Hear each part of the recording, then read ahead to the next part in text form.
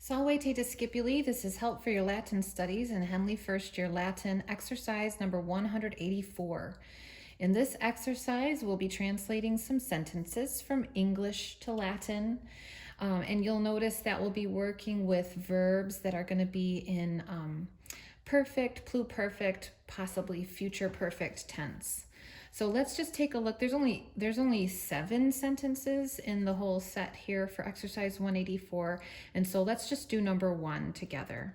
I think you'll find this, I think that you'll find these sentences a little bit simpler to grasp in this exercise than what we did in the past, in the previous exercise. Okay, number 1 says, the king had aroused the slaves. So we have a simple subject, verb, direct object. I love that. Well, there's no translation for articles, so that automatically eliminates a couple of our words. So I'm looking at king as our subject.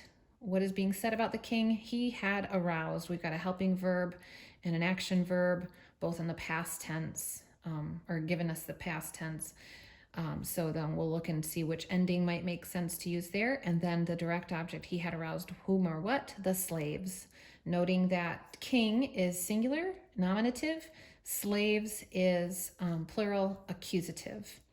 Okay, so our vocabulary word for king, you may remember, is rex, and we just want that nominative singular form, so rex. We'll put our verb at the end, so let's go ahead and do the direct object next, which is slaves.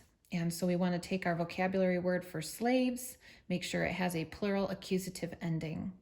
That word, our vocabulary word, is servus, servi. It's a second declension noun. So we think through our noun endings of the second declension. We have us, I, o. Those are the singular forms. And then I, orum, is, os, is. So we want that accusative plural os ending.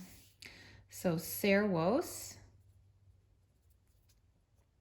And now let's work with our verb, had aroused. That is a relatively new vocabulary word, inkito, meaning incite or arouse. You'll note here that it's a first conjugation verb. So starting with the 4 principal parts, we have inkito, inkitare, inkitawi will get us in our perfect forms. Inkitawi. Of course, we want it to agree with the subject. Our verb should always agree with the subject in number and tense. And so, or number and tense. So we'll do had aroused, number and person. I'm sorry, that's what I was trying to think of. And we want that to be a third person singular ending.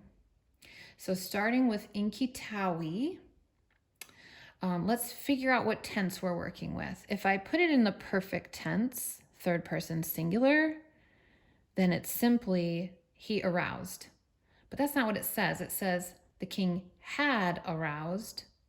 So let's look at a different tense. We have pluperfect. And in this tense, pluperfect tense, we add in that helping verb had. So this is what we're interested in. Our ending in the third person singular is erat. So starting with the inkitawi, right, of our 4 principal parts, we're going to jump down to pluperfect, third person singular, and we'll have inkitawerat. Inkitawerat.